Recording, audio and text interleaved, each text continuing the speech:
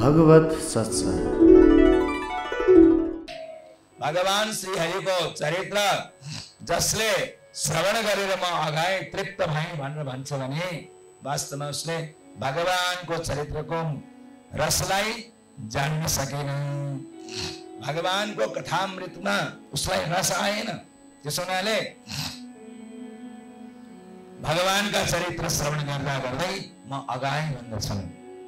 यहाँ सौनकादि महर्षि भन्नुहुन्छ वास्तवमा आपो गंगा युवाग्नि हरे पादाम्बुजाश्रयाः तयोषं वदतो सूत प्रवृत्ता यमला कथा। हजुरका मुखारविन्दबाट निश्चित भगवत कथा हो, अत्यन्त निर्मल छ।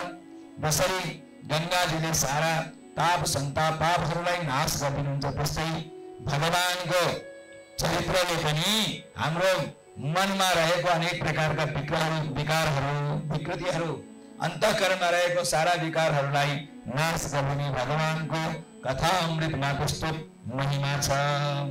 त अगाडि विदुरजी महाराज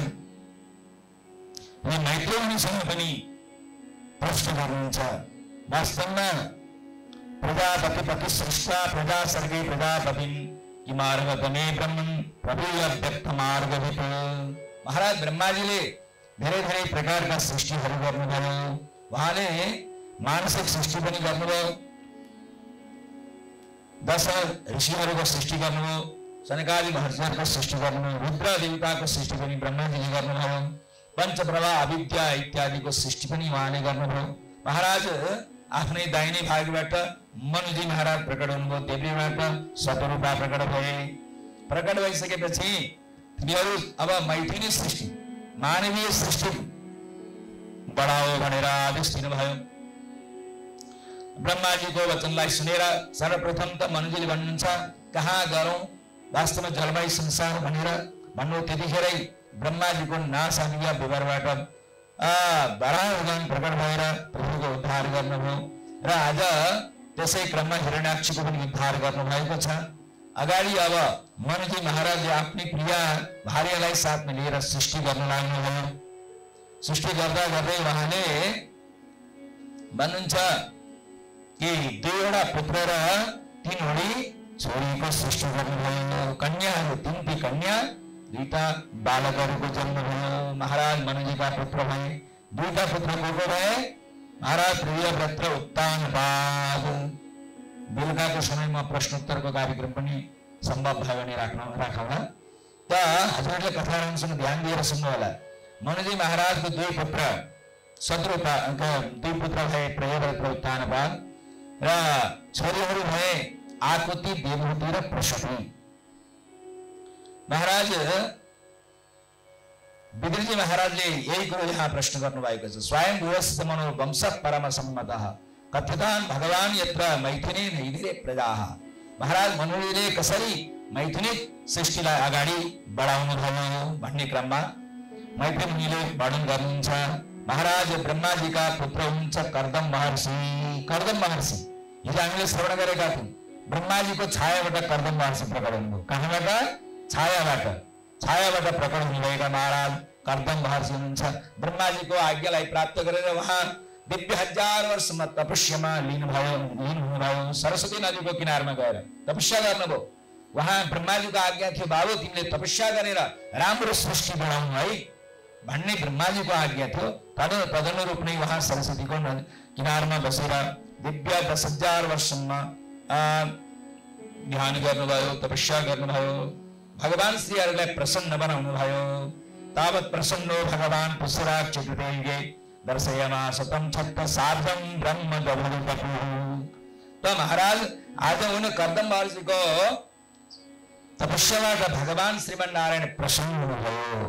प्रसन्न भएर दर्शन दिन आउनुभयो। शंख चक्र गदा पद्म किरीट मुकुट आदि भगवानले धारण गर्नुभएको छ, वनमाला धारण गर्नुभएको छ। दिव्य भगवानको सबैलाई मोहित गर्ने दिव्य स्वरूप छ। कर्दम महर्षिले जहाँ बसेर तपस्या गर्दै त्यहीँ आएर भगवानले दर्शन दिनु कस्तो सौभाग्य हैन। आहा आज महाराज कर्दम महर्षि भगवानको दिव्य स्वरूपलाई दर्शन पाएर प्रार्थना गर्न लाग्नु। जुष्टं बताद्यखिल सत्वरासेः सांसिद्यमक्षणोस्तव दर्शनान्नः यद्दर्शनं जन्म विरिड्य सद्भिः रासासते योगिनो रूढ योगाः। वास्तवमा हे प्रभु हजुर त सत्य स्वरूप हुनुहुन्छ, सत्वका खानी हुनुहुन्छ, त्यस्ता हजुर अखिल तत्वका सागर हुनुहुन्छ, सारा समूह हुनुहुन्छ। सांसिद्यमक्षुस्तव दर्शनान्नः। वास्तवमा आज मेरो जो तपस्या हो सिद्ध भएको छ, हजुरको दर्शन मैले प्राप्त गरेँ। हजुरको दर्शन जसले प्राप्त गर्दछन् प्रभु उसको कुनै पनि इच्छा आकांक्षा कामनाहरू बाँकी रहँदैनन्। प्रभु हजुरको चरणारविन्द कस्तो छ भन्दा संसारको सागरबाट पार गराउनको लागि हजुरको चरणारविन्द ढुङ्गा समान छ। प्रभु ज्ञानीजनहरू भक्तहरू हजुरकै चरणारविन्दको उपासना गरेर दिव्य संसार सागरबाट पार भएर भगवानको पदलाई प्राप्त गर्दछन्। भगवानको दिव्य यहाँ स्तुति गर्नुभयो महाराज कर्दम महर्षिले। कर्दम महर्षिको प्रार्थनालाई सुनेर भगवान श्रीमन्नारायण प्रसन्न भयो र भन्न लाग्नुभयो, कर्दम तिमीले मलाई किन ध्यान गरेको, किन मेरो स्तुति गर्यो भन, तिम्रो के इच्छा छ भन्दा कर्दम महर्षि केही बोल्नु भएन। ठिक छ, तिमीले किन तपस्या गरेको त्यो मलाई थाहा छ र वास्तवमा तिम्रा लागि तिम्रो इच्छा परिपूर्ण गर्नका लागि सबै समुचित व्यवस्था मैले बनाइसकेको छु भन्नुहुन्छ। ब्रह्माजीको आज्ञालाई प्राप्त गरेर सृष्टि गर्नका लागि तिमी आएर तपस्या गरेका हौ र सृष्टि बढाउनको लागि अब राम्रो कन्या चाहियो, पत्नी चाहियो नि त, त्यो पत्नीको लागि मैले व्यवस्था गरिदिएको छु। महाराज आजको तेस्रो दिनमा स्वयं मनजी महाराज आफ्नै माइली छोरी देवहूतिलाई साथमा लिएर दिव्य विमानबाट तिम्रै समीपमा आउनेछन् र आएर भन्नेछन् कि मेरो कन्या हजुरलाई म विवाह गरेर दिन चाहन्छु, त्यतिखेर तिमीले मना नगर्नु र महाराज तिम्रो तपस्याबाट यति म प्रसन्न छु त वास्तवमा म नै तिम्रो पुत्र भएर आउनेछु भनेर भगवानले आशीर्वचन प्रदान गर्नुभयो। अब त भगवान यति भनेर दिव्य आशीर्वाद प्रदान गरेर सदाम सवारी भयो र यता अब महाराज बिन्दु सरोवरको समीपमा बस्नु भएको छ। कर्दम महर्षि भगवानको आज्ञा अनुसार मनजी महाराजले आज तेस्रो दिनमा आफ्नै कन्यालाई ल्याएर विवाह गरिदिनेछन् भनेर भन्नुभएको छ। त्यो समयको प्रतीक्षा गर्नुभयो। वास्तवमा आज मनजी महाराज दिव्य विमानमा चढेर आफ्नी पत्नी र पुत्रीलाई साथमा लिएर आउनुहुन्छ। आकाश मार्गबाट आएको देख्नुभयो। महाराज यी कर्दम महर्षिले तिनैजनालाई आसन बिछाइदिनु भयो। आकाश मार्गबाट तल उत्रिनु भयो।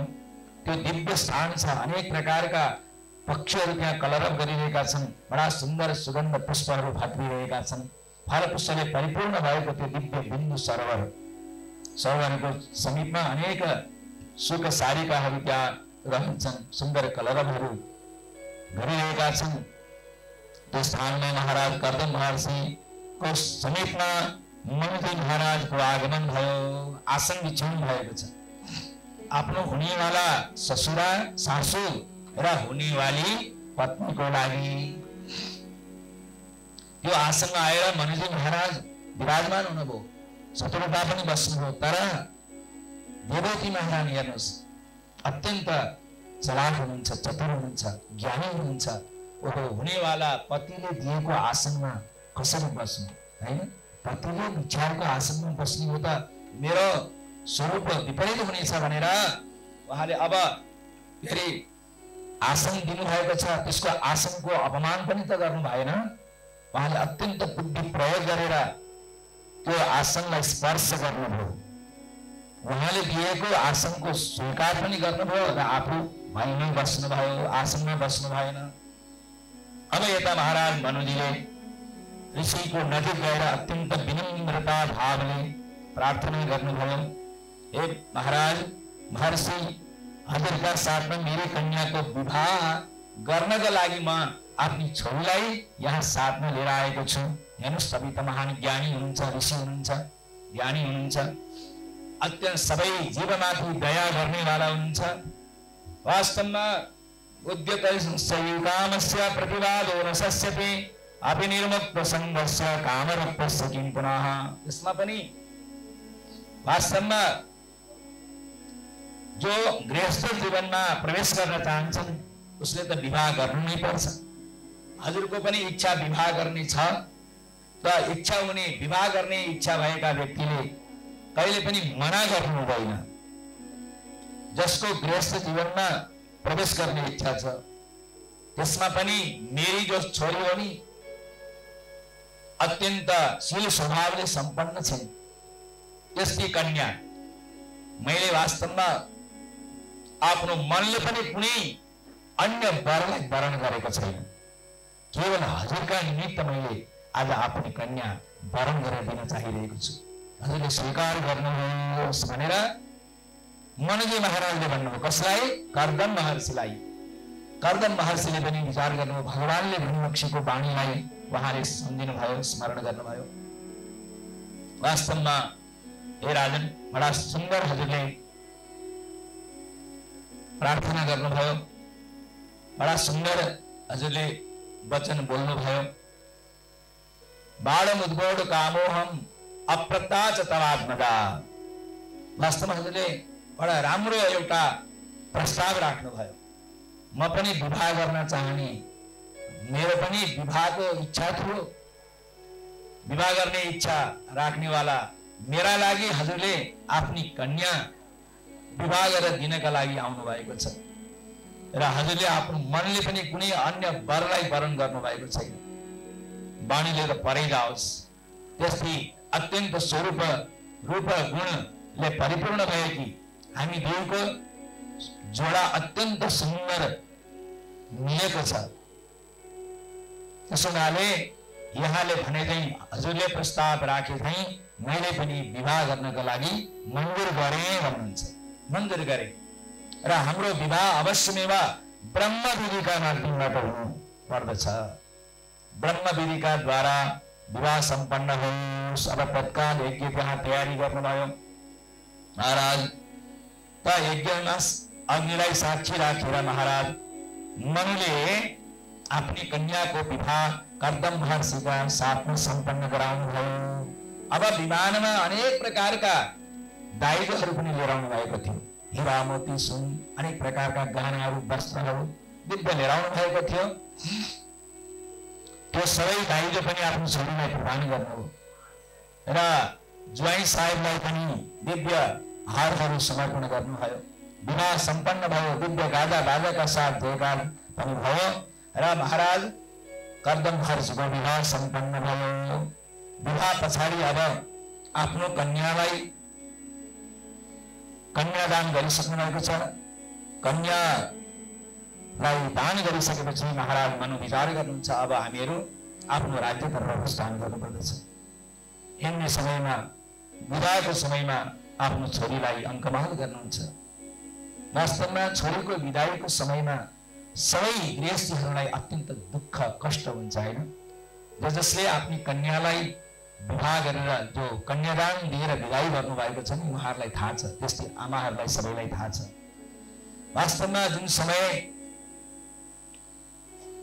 जङ्गलमा कण्व महर्षिले परिपालन गर्नुभएको थियो शकुन्तलालाई, दुष्यन्त राजाका साथमा उनको विवाह र विदाई गर्ने क्रममा उहाँलाई पनि अत्यन्त दुःख भयो। जङ्गलमा निवास गर्ने ऋषिलाई त आफ्नी कन्यालाई विवाह गरेर विदाई गर्ने क्रममा दुःख भयो भने हामी जस्ता संसारमा गृहस्थ जीवनमा रहने व्यक्तिको लागि दुःख किन नहोला। जान्छिन् आज शकुन्तला घर भनी ऊर्ध्व छ चिन्ता अति प्रीतिका मनमा प्रवाह बद रोगिन्दा सुरति हामी झै वनवासको पनि भयो यो गत भने यो घरी बस्छन् धैर्य गरी गृहस्थ कसरी छोरी विवाही गरी। त एउटै छोरी जन्म दिएर पालन पोषण गरेर विदाई गर्ने क्रममा सबैलाई दुःखको अनुभूति हुन्छ। त्यसमा पनि छोरी जन्मिने समयमा माता पितालाई चिन्ता बढ्न थाल्छ अरे। छोरी जन्मिने समयमै ओहो छोरी त जन्मी हुर्की पढी, अब योग्य वर कहाँ पाइएला, योग्य वर ठानेर दिउँला, राम्रो होला या नहोला, हैन, राम्रोसँग जीवन बिताउन सक्ली या नसक्ली, अत्यन्त दुःख कष्ट चिन्ता छोरी जन्मेदेखि नै चिन्ता बढ्न थाल्छ रे माता पितालाई क्या। त भने आज महाराज मनुले सत्यरूपाले आफ्नै कन्याको विदाई गर्नुभयो, विवाह गरेर प्रदान गर्नुभयो, आफू त्यहाँबाट विदा हुनुभयो। अब यता महाराज कर्दम महर्षिका साथमा विरोधी बस्नु भएको छ र जसरी पहिला तपस्या गर्नुभएको थियो, आज विवाह पश्चात पनि महर्षि कर्दम फेरि तपस्यामा लिनुहुनुभयो र आफ्नो पतिको सेवा गर्दै रहनुभयो। कर्दम महर्षिको देवती माताले तपस्या गर्दै दिव्य 1000 वर्ष बित्नुभयो। त्यस पछाडि तपस्याबाट जब उठ्नुभयो, आफ्नो अगाडि यसो हेर्नुहुन्छ, बडा दुब्ली पत्नी कन्यालाई देख्नुभयो। तिमी को हौ देवी भनेर सोध्नुहुन्छ। तिमी को हौ? मैले विवाह गरेको मेरी पत्नी भन्ने नै बोल्नु भएछ महर्षिले। हेर्नुहोस् त, एकजना यस भारतवर्षमा पनि एकजना विद्वान हुनुहुन्थ्यो, वाचस्पति मिश्र जसको नाम थियो। उहाँले विवाह गर्नुभयो, उहाँ महान ज्ञानी हुनुहुन्थ्यो, तर ब्रह्मसूत्रमा उहाँले भाष्य लेख्दै हुनुहुन्थ्यो। विवाह पछाडि पनि त्यो भाष्य लेख्नमा तल्लीन बन्नुभयो, विवाह गरेको भन्ने नै भुल्नु भएछ। तर ती देवीले उहाँको जो लेखनीमा, उहाँको जो स्वाध्यायमा सहयोग पुर्याउँदै जानुभयो। जहाँ पहिला त टुकी बालेर लेख्ने पढ्ने कार्य हुन्थ्यो, जहाँ टुकीमा तेल कम हुन थाल्थ्यो तेल राखिदिनुहुन्थ्यो, यहाँ कुनै प्रकारको विघ्न नहोस् भनेर यसरी सेवा पुर्याउँदै समग्र त्यो भाष्य पूर्ण भयो। अनि उठ्नुभयो महाराज विद्वान र भन्नुहुन्छ तिमी को हो भनेर। वास्तवमा विवाह गरेकै भुल्नुभयो। म हजुरकी धर्मपत्नी हो महाराज, हजुरले विवाह गरेकै भुल्नुभयो। आज हजुरको सेवामा मैले सेवा पुर्याएर बसेको छु, हजुरको कार्यमा कुनै प्रकारको विघ्न नहोस् भनेर। त पछाडि ती महाराज विद्वानले भन्नुभयो, देवी तिमी आज मेरो यो शास्त्र लेखनमा ठुलो सहयोग पुर्याएको हुनाले तिमीबाट म अत्यन्त प्रसन्न छु। भन के चाहन्छौ? केही बोल्नु भएन। ऋषिले ती विद्वानले भन्नुभयो, ठिक छ, मैले यो जुन भाष्य तयारी गरेको छु यसमा अहिले नामाङ्कन गरेको छैन, कुनै नाम दिएको छैन, तिम्रो नाम के हो भनेर सोध्नुहुन्छ। अब ती विद्वानले उहाँको नाम, ती देवीको नाम थियो भामती। बस अब यो टीकाको नाम भामती टीका रानी छ भनेर भनिदिनु।